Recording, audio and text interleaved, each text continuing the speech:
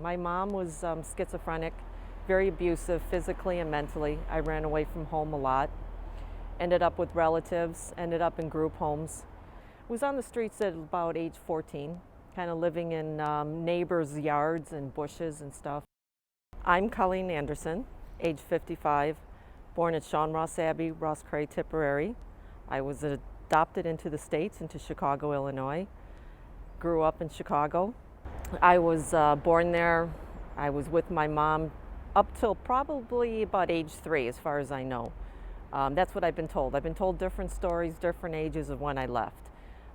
She told me that she never signed any papers to give her permission for adoption because she was a minor. She was 14 when she had me. I left when she was 17, and supposedly she said I was taken from her and sent to the States. And that was by Sister Hildegard, who sent me to her niece in the States. And this is Sister Hildegard McNulty, who was made famous by the Oscar-nominated movie Philomena, where she stonewalled a mother trying to find her son in the US. So they took me over to Catholic Social Services in the States, and from there I went to the family. I was 3, so I don't remember a lot. Sean Ross Abbey in Roscrea in County Tipperary is where 1,024 children died while the home was in operation. Well, I've been there a couple times. I've never been inside.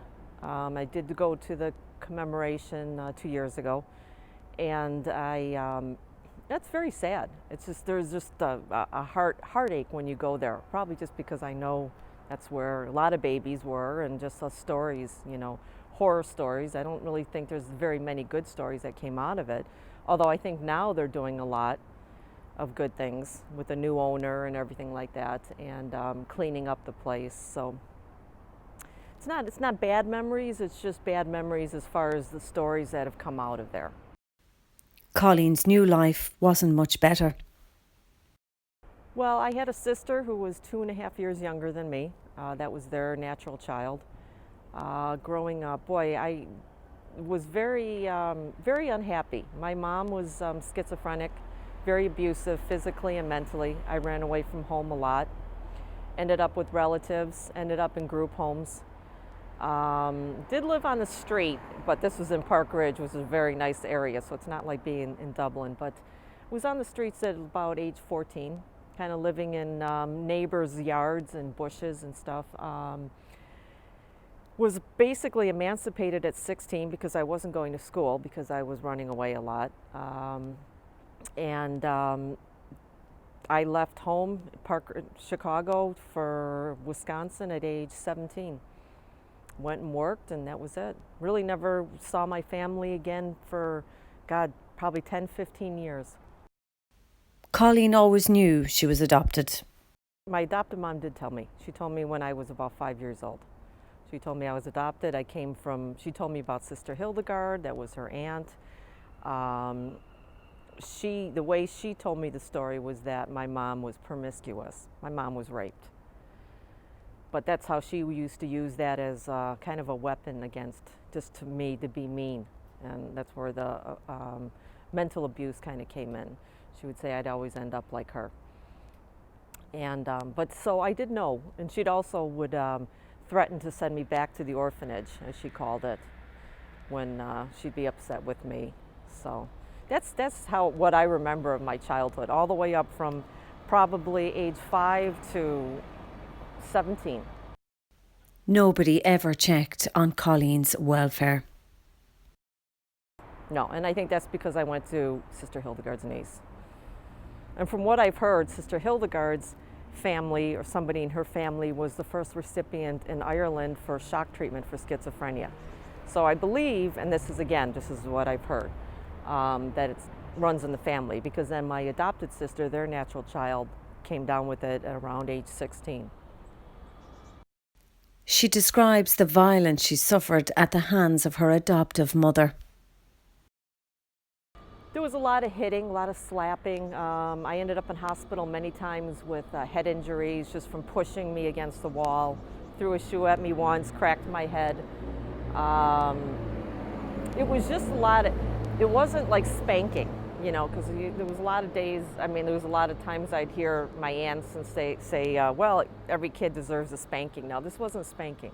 This was, I would end up with welts on my head, and I'd go to school sometimes bleeding. And some of the school officials kind of knew what was going on, but they never did anything. Now, I know that wouldn't be right today. It would be a lot different, but. The older she got, the worse the violence became. Broom handle, I remember. The shoe, when she threw it at me, it was one of those high heels that hit me in the forehead. And just a lot of, honestly, I think it was more the pushing and the slapping in the face, and just, I mean, to the point where I would be just bleeding. You know, my gums would be all bleeding inside because my, you know, biting the inside of my cheeks, and it was bad. I mean, I guarantee you today it wouldn't have happened that way. But, and then my dad would just leave. He was a big, tall man. He was about 6'4", and he was afraid of my little mom. He just would leave, go fishing, and he would just ignore it. She'd wake me up at 3 o'clock in the morning and just bring me into the kitchen, and for no reason, because I believe the schizophrenia, would just start yelling at me and this. And she never did it to my sister. So I understand schizophrenia. I just don't understand why it would be discriminating against her own natural child versus me, the adoptee. At least that's how I felt. Her adoptive father barely intervened. He stepped in a few times, like to tell her to stop, but nothing that would ever make her stop completely until I left. At times, I mean, if I think back, you know, when she used to threaten to send me back to Sean Ross, I was like, please, please, you know, because I was just unhappy. You know, I was so unhappy. And so, yeah, you know, what did it do to me as an adult? Well, I think a lot of people say I survived and became probably better than a lot of people that have gone through. And there's a lot of stuff out there, so I'm not, you know, discriminated against the whole adoptees and being adopted, but very lonely. I mean, I've been alone all my life, never married, no kids. Just wanted to be alone, because I was always. That's kind of always what I've known, so. No matter what, Colleen always tried to survive. Oh, I did get my GED, because I did drop out of school. I did go to college just for a year, just for basic kind of stuff. And then work, oh, I've always worked. I mean, even when I moved back home to Ireland, I worked, so. But the time came when Colleen decided she wanted to leave the US and return to Ireland in search of her biological mother. Because I was so unhappy with my mom growing up. I knew that I had a mom, you know, my real mom, and I guess I thought, you know, maybe it could be better.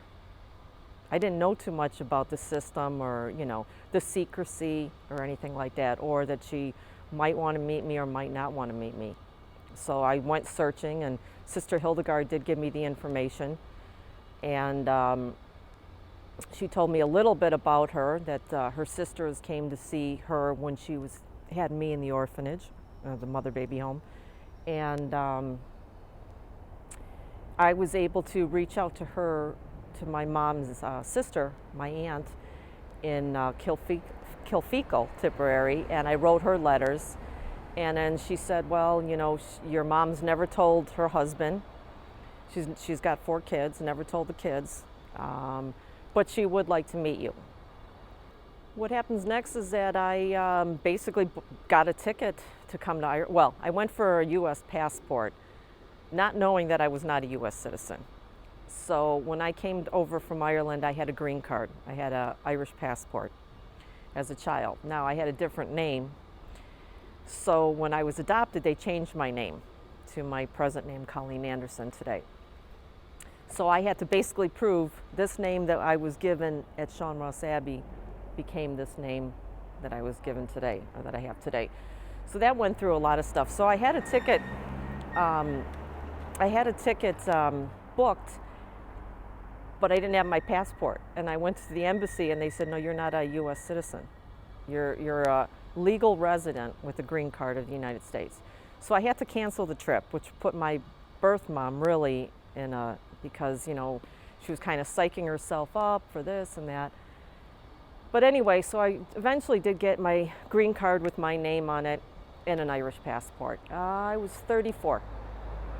And then about a year later, then I booked a ticket again and then came over. I came over by myself and stayed in Dublin. They live out in the country, so they would not let me. Barnardo's told me I could not go into the country because they would know I looked very much like my mom. They would know this and that. So they agreed to come meet me. It was her sister and her husband that came on the train to meet me at Christchurch in '99. The time finally arrived for Colleen to meet her biological mother. It was a moment she'll never forget. Scared, excited. To be honest, I was kind of not, I just didn't know because I was by myself. So I really didn't have anybody to bounce anything, my feelings off of, so it was just go in there. And I mean, I did talk to the woman who organized it through Barnardo's. I kept in contact with her. And then two nights before I was to meet my birth mom, and what they did was they organized it so that I would not be here alone. So it was more toward when I was going to be going back to the States. I got a call saying that her husband had found her on the ground, had taken 2 tranquilizers and drinking some brandy because she was so kind of distraught. So my response was, if it's too much for her, let's not do it. And she said, no, she wants to go ahead and meet you. So we did. And the reunion between Colleen and her biological mother finally happened.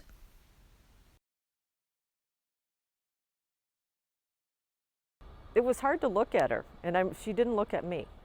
We all sat in a, it was very formal. It was in an office, and we just sat around a table. And thank goodness for the woman who was in charge, because she was the mediator, kind of asked the questions. But she just stared at the ground. And I could see her looking up at me every once in a while. And, the woman was asking questions about me and how my life was. And so my mom was listening and everything, but she didn't say a lot. A few things that she did say that I remember stuck in my head was, first of all, she didn't know I was in the States. She thought I was in Ireland. And then the second thing was, she said that worse than the rape was how the nuns at Sean Ross had treated her. She said that was the most painful thing, was their treatment of her, and probably other mothers as well. Colleen did, however, get a chance to tell her biological mother that her adoptive mother was cruel and hurtful. I told her that I was very abusive, and I didn't get into too many specifics. No doubt it was difficult for her mother to hear. Yeah, and very numb. You could just see she just didn't have a lot of. Now, when we left the meeting, I thought that was going to be it. And then her husband said, let's go to lunch, which I was very surprised at, because then it was an informal, it was kind of, So I remember it was her sister, my aunt, and her husband, and yeah, we had lunch and a little bit more talk just of my life, what was going on. Not too much about her, and she didn't mention the kids too much because, like I said, I was a secret. Her husband had just found out when I had booked a ticket, so within a year of me being there is when he found out about. Yeah, he was great. He was great. He told me, Colleen, he said, if anything ever happened to her, he said, I would tell the children. He said, I just can't go against her. And I said, I understood that. I didn't really have any expectations other than to meet her. And the last thing she said to me before I left was, maybe someday. And that was it. And then I never talked to her again. The reunion brought a lot of joy into Colleen's life. Joy that was badly needed. Yeah, but then I wanted to move here. Then it was like, there was no doubt in my mind that there was a void that was somewhat filled, but it still was just a void of just going back to the States, where majority of my life was great, but the growing up and the child still inside me was very hurt. I had met a few friends on Facebook that lived in Ireland, knew my story, and I actually started a GoFundMe in the States to help me get my to get my green card renewed, because everything had to be renewed. From 1999 to the time that I came here, everything had to be renewed. So I started a GoFundMe, and people were great. I mean, I didn't make a lot of money. It wasn't anything crazy, but it was enough to get me here. Plane ticket. I stayed in the Boddington. Somebody actually paid for that for me for a week.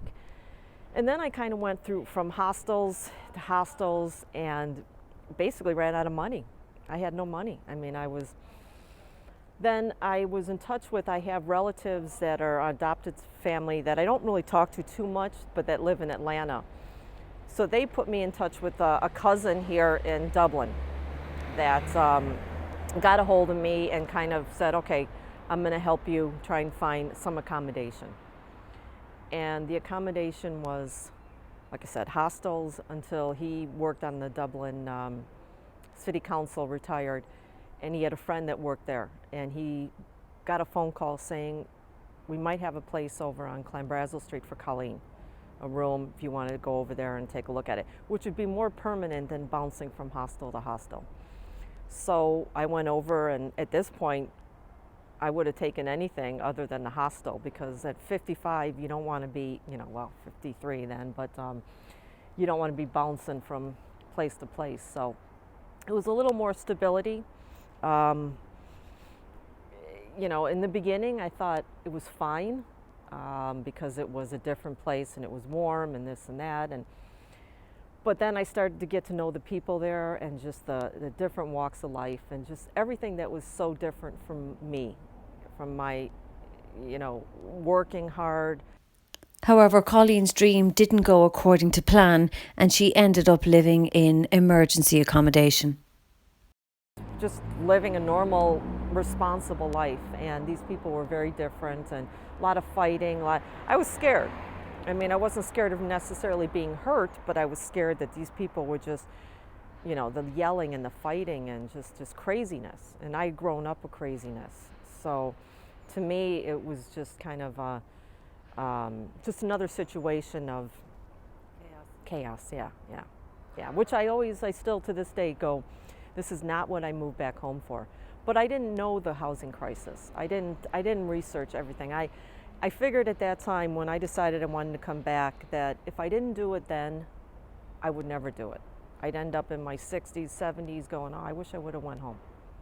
And I didn't want that. I just kind of wanted, because I was always kind of the person that was by myself. I didn't have any, no family, no siblings, or no kids or anything like that. I could basically be like a 21-year-old backpacker and go. Yeah. And that's kind of what I did. So people call it a hostel, but it's called emergency accommodations because I do have my own room. I do have my own bathroom. I do not share the kitchen because with this pandemic, the people there don't adhere to the rules. So I have a little refrigerator. I mean, it's basically almost like being in a dorm, in a college dorm to me. And that's it. I mean, I stay in my bubble. And even before the pandemic, I was in a bubble. While she doesn't feel like a victim, Colleen does feel let down by the state. After all, she was taken away from her mother when she was just 3 years old and had a very difficult life with her adoptive family. And now all she wants is to settle in Ireland peacefully. I think so. I feel like that. I feel like I was taken away. I feel like there was a lot of, as a lot of people, like I said, I'm not the only one, but people that were lied to, documents that were, changed, information I may never find. Now, I did talk to the Commission of Investigation. My first week back here in Ireland, I was part of that report, telling them my story. And I feel like I was taken away from a country that I didn't make a decision to leave. And then I came back, and again, like I said, I know that I didn't do the research, but I still would have liked somebody to reach out and say, hey, this wasn't fair, or what can we do, or something. I mean, I don't need a lot. I've never needed a lot. I've never had a lot, never needed a lot, but I think I deserve a little bit more than to be in a place that's so chaotic. It's hard to believe that Sister Hildegard didn't know that her niece had an extreme psychiatric condition. Oh, I think she knew because her brother came to the States. He knew about the abuse. He came to the States. He was here in Ireland. He came to the States and signed her into a mental institution, but she was able to sign herself out. I grew up being so scared to tell anybody. I mean, even when I'd go to school bleeding, I would tell them I fell down. When I go to the hospital, I would tell them I fell down. I never reported my mom because I knew even when I ran away from home, the police would come find me, they'd bring me right back. So I was never really protected, so I never wanted to say anything then. I think even as an adult I felt that way, that I never wanted to, until I started telling my story, you know. Returning to Sean Ross Abbey now, knowing what happened there, makes Colleen particularly sad. I went there for the commemoration, which was nice because I met people there. It was sad for me. I mean, I sat in where the angels plot, where the babies were buried, and it was just for some place that I wouldn't have known before until I was born there. There was still a pain in my heart.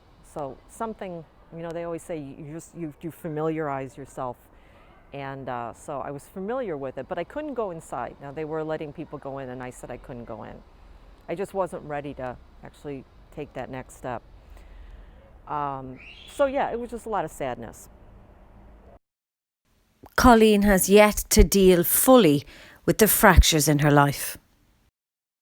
I haven't felt safe enough to go in deep, I don't think. Because, you know, when you're alone, it can get dangerous to go down those, you know, those emotional paths. I mean, I think I've done pretty well of not, you know, breaking down too much, but sometimes I feel like, you know, if I did break down, it could be just a flood.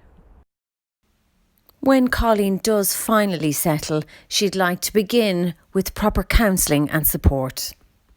I would say probably some good support as far as maybe therapy. You know, again, I've been here 2 years, but I still am very new to everything, and I have had great people, like yourself and a few other people that have reached out and given me support. But I would say probably more on counseling, definitely accommodations. You know, even if it was a room in a house someplace that's, you know, something that's more, less chaotic. You know, as far as working, I have no problem. I'm very employable. I found my jobs myself, and, you know, I've never been, other than this pandemic, I've never had a problem being employed. So that's not an issue. And like I said, I don't really need a lot. It's just something that's safe, simple, whether it's here in Dublin, the country, doesn't even matter. Say that I'm happy to be home in Ireland. I've had a lot of people tell me that I'm here and in the States have told me that I'm torturing myself, including my doctor, because I'm in such a small room and lack of mobility that it's affected my health. So my doctor said that, I told her, I said, I felt like if I went back to the States, which I could go, you know, that's not a problem, but that I would be going back, I'd be going a step back or 2 steps back. And she said, no. She said, Ireland will always be here. She said, you need to stop torturing yourself, which was really sad to me to hear that, because I thought, if that's how people see me, that, you know, that I wanted to come home and that I'm torturing myself because of where I ended up. Colleen's adoptive parents have both since died. She wasn't with them when they passed, and she didn't attend their funerals. Her adoptive sister also suffered with extreme schizophrenia and has since passed away. Her biological mother has also died, and her siblings were told of her existence. However, they didn't want to continue a relationship with her. From now, Colleen wants to stay in Ireland and to start a new life here.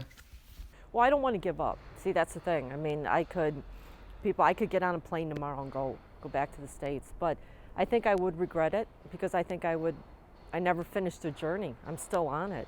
You know, I mean, this is a destination, but the journey's not over for me, I don't think.